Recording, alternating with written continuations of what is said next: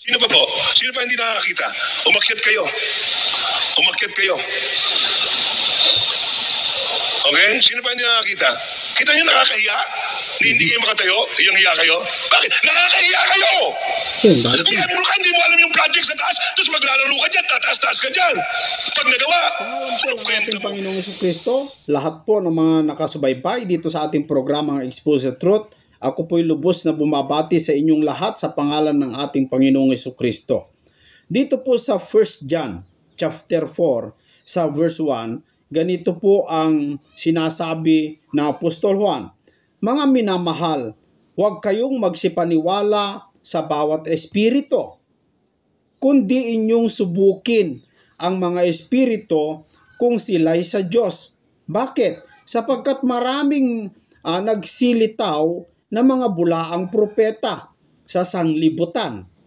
Babala po ng mga apostol na tayo po'y mag-ingat sa mga huling araw, mga kaibigan, mula pa sa panahon ng mga apostol at lalong-lalo na ngayon, napakarami na po ang mga mangangaral, lumitaw na mga mangangaral, pero ang kanilang paanyaya po ng mga apostol sa kanilang mga sulat ay huwag daw tayo agad-agad magsipaniwala sa mga mangangaral, kundi ito po ay ating subukin kung sila'y sa Diyos, mga kapatid.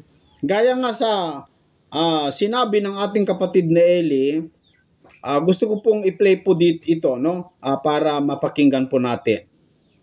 Hindi naman po katakataka, maraming relihiyon kasi ngayon nangangaral, hindi naman yung tunay na Kristo ay pinangangaral eh.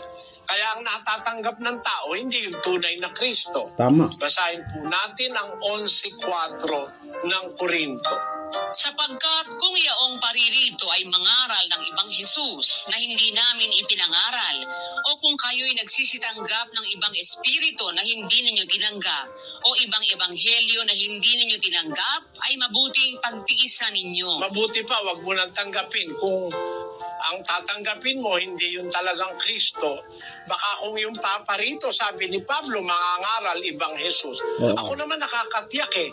Ang maraming nangangaral ngayon, ang pinangangaral ibang Jesus eh. Hindi naman talaga yung Jesus na ipinangaral ng mga apostol.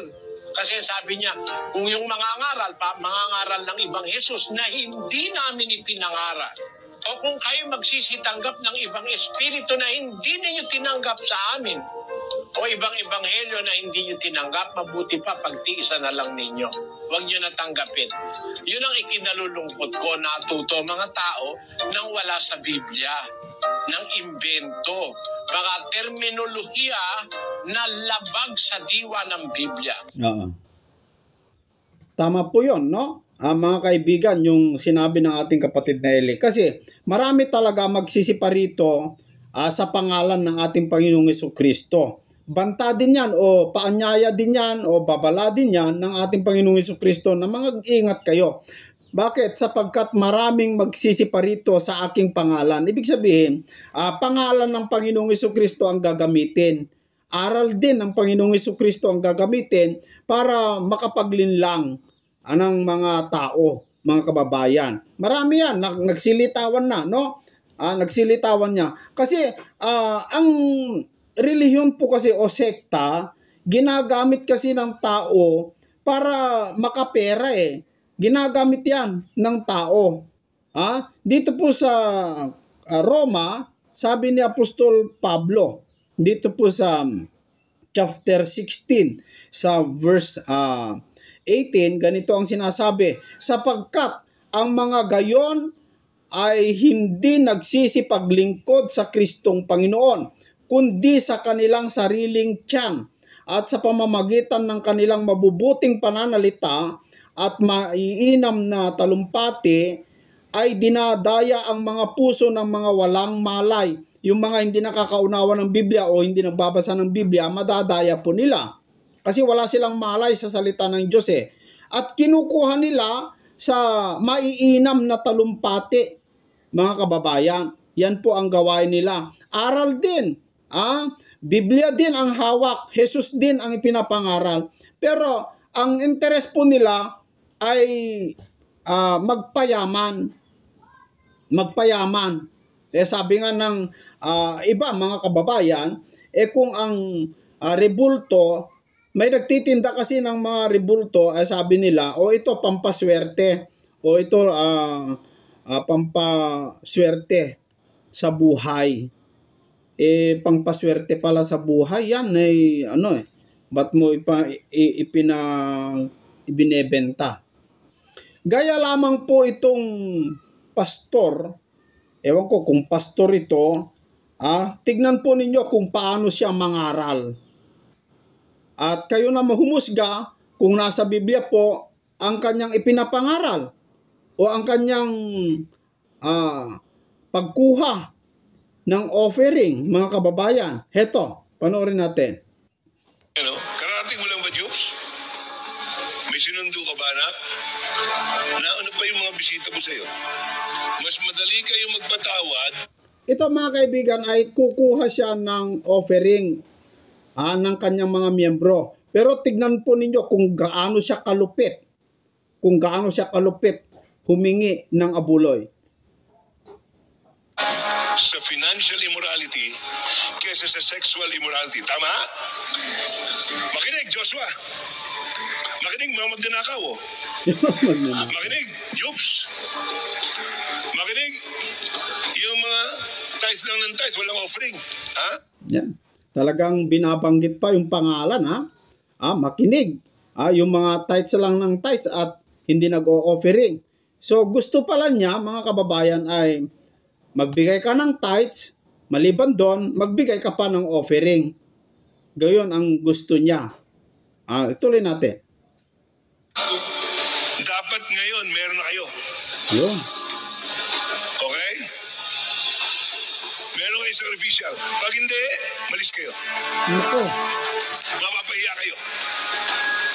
I'll make sure pahihiyain ko kayo. Grabe, no? Okay? Hindi kayo kasama rito sa church. Ayaw ng Diyos na mga magnanakaw. Pinapatay niya agad. Mga miyembro may trabaho. Brother Louie, huwag kayo magbibigay. May banta pa, no? Ayaw ng Diyos ang magnanakaw. Pinapatay daw agad. Ang pinapalabas niya, yung hindi magbigay ng ikapo ay magnanakaw, pinapatay agad ng Diyos. Yun po yung kanyang sinabi. Malupit, ano? Ng 20 pesos. Ayaw May 20. paupahan ka. Sakripisyo mo. May nagtatrabaho mga anak nyo. Sakripisyo kayo. Si Jemuel. Jeruel. May mga trabaho na yan eh. Sino hindi pa nakakita doon? Sa taas. Nakita mo na, Adrian? Ang taas? Project natin. Ikaw, Arvin. Nakita mo na, Arvin? Kita mo, papahiya ka pa bago ka tatayo. Sino pa po? Sino pa hindi nakakita? Umakyat kayo.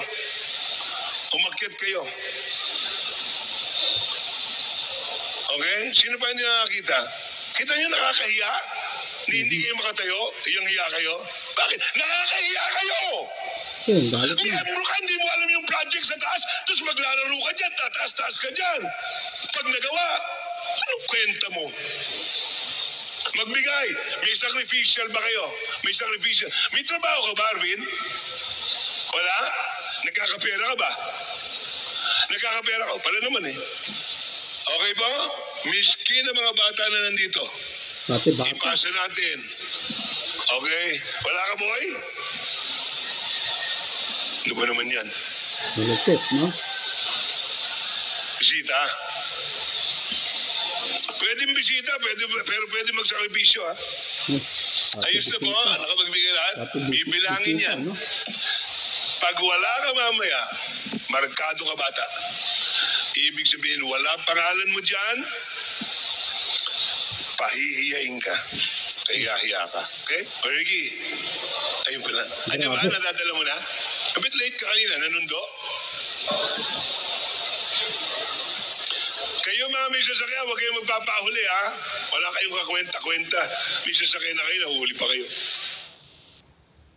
Grabe, ano? Mga kaibigan, kung maningil ng abuloy, Grabe, intindi, no? Mga kaibigan. Pero alam nyo mga kapatid, yung pagbibigay, hindi po sa pilitan yan. Hindi dapat ganun. Ewan ko kung bakit ganun ang estilo niyang humingi o kumuha ng abuloy. Pero sa mga apostol kasi, ang nababasa sa Biblia, sa mga apostol ay hindi ganyan ang estilo nilang kukuha ng abuloy eh. Hindi ganyan eh. Pero ito, grabe eh. Ang pagbibigay po mga kaibigan, magbigay ka ayon sa pasya ng iyong puso, hindi sa pinipilit. Ito, grabe ito eh. Pati mga bata talaga pinamimigay eh. Yung bata na wala pang alam sa trabaho. So, ibig sabihin, kung binigyan ng nanay, ng pangbili niya ng baon niya, pangbili niya ng merienda niya sa school, kailangan magbigay din. Walang problema kung yung pagbibigay mo ay kusang loob ayon sa yung pasya ng puso mo. Hindi yung ipapahiya ka. Pero wala tayong problema dito, no? Pero ang tinitignan lang natin dito, ang binibigyan lang natin ng komento dito, sa atin kasi mga kaibigan, hindi po ganon yung ating estilo na pagkuha ng mga abuloy. Kasi tayo po, meron naman tayong abuloyan sa iglesia, pero hindi po ganon. Kundi ang pagbibigay po na atin pong itinuturo ayon sa turo ng mga apostol na magbigay ka ayon sa pasya ng iyong puso. Kung ano po yung kaya mo, ano po yung kaya mong ibigay, yun po yung ibigay mo. Pero dapat kapag magbigay ka, dapat mayroon pong halaga para bigyan ka rin ng Diyos ng kahalagaan. Pero kung magbigay ka, mapuwersa ka magbigay, nagbigay ka nga ng malaki dahil napilit ka, ayaw mong mapahiya, yun ba ay mayroon bang halaga sa harap ng Diyos kung napilit ka din lang para magbigay? Alam nyo mga kaibigan, totoo nga yung sabi ng ating Panginoong Jesucristo at ang mga apostol na mag-ingat, pinag-iingat po ng tao Ang Biblia andyan po ang Biblia. Basahin po natin. Magbasa po tayo. Wala po sa Biblia na kapag hindi ka magbigay ng ikapo, mamamatay ka agad. Wala nun. Wala. Wala pa akong nakita sa Biblia na hindi nagbigay ng tithes ay namatay agad. Wala. Mga kaibigan. Si Ananias, hindi naman dahil sa pagbibigay Si Ananias. Kung bakit siya namatay agad, hindi dahil sa pagbibigay, kundi dahil sa nagsinungaling siya sa Espiritu ng Diyos. Dahil nagsinungaling siya. Hindi dahil sa pagbibigay niya ng maliit o hindi kompleto, kundi dahil sa kanyang pagsisinungaling. Mga kababayan, basahin po natin. Dito po sa Gawa, Kapitulo 5, ganito po ang ating mababasa. Datapwat, isang lalaki na tinatawag na Ananias, na kasama ang kanyang asawang si Sapphira, ay nagbili ng isang pag-aari at inilingid ang isang bahagi ng halaga na nalalaman din ito ng kanyang asawa. So pinagplanuhan po nila, magtira po sila ng bahagi, yung kanilang ipinamili. At dinala ang isang bahagi, so hindi buo, at inilagay sa mga paanan ng mga apostol. So walang problema, kalahati man, buo man, walang problema doon, Pero sa verse 3, datapot sinabi ni Pedro, Ananias, bakit pinuspos ni Satanas ang iyong puso upang magsinungaling sa Espiritu Santo at upang maglingid ng isang bahagi ng halaga ng lupa. Siguro ipinangako ni Ananias na ibibigay lahat. Pero dahil naghinayang siya, itinira yung isang bahagi, hindi kompleto. Pero pinapalabas siguro ni Ananias kompleto. Kaya nakita po yon ni Pedro. Kaya sabi niya, datapot sinabi ni Pedro, Ananias, bakit pinuspos ni Satanas ang iyong puso upang magsinungaling sa Espiritu Santo at upang maglingid ng isang bahagi ng halaga ng lupa nang yaoy nananatili pa? Hindi baga yaoy nananatiling iyong sarili? At nang maipagbili na, hindi baga nasa iyo rin kapangyarihan? Ano't inisip mo pa ang mga bagay na ito sa iyong puso? Hindi ka nagsinungaling sa mga tao kundi sa Diyos. So dahil sa kanyang pagsisinungaling, namatay si Ananias. Nagsinungaling siya sa Diyos. Hindi dahil hindi kompleto yung ibinigay niya. Dahil sa kanyang pagsisinungaling, mga kaibigan. Kaya wala pang magbigay. For example, magbigay ka ayon sa pasya ng iyong puso. Hindi mo kaya maibigay yung malaki. Kaunti lang ang maibigay mo ayon sa pasya ng iyong puso. At hindi ka naman nagsisinungaling. Talaga yun lang naman talaga ang kaya mo. Hindi ka mamamatay. Kung hindi ka man makapagbigay ng tithes mo dahil kinukulang ka, kaya hindi mo maibigay yung tithes mo, alam mo naman sa puso mo talagang kulang ka, hindi ka naman nagsisinungaling, hindi ko maibigay lahat kasi kulang kami. Hindi ka naman nagsinungaling. Sinasabi mo naman ang totoo, kaya lang hindi mo na ibigay yung tithes mo, hindi ka mamamatay. At unang-una mga kaibigan, yung pagbigay ng tithes sa lumang tipan yan, hindi sa bagong tipan, walang batas sa bagong tipan na kailangan tayo magbigay ng tithes. Pero kung gusto mong magbigay, ayon sa pasya ng puso mo, magbigay ka ng tithes, walang problema. Pero kung hindi ka magbigay, wala namang batas.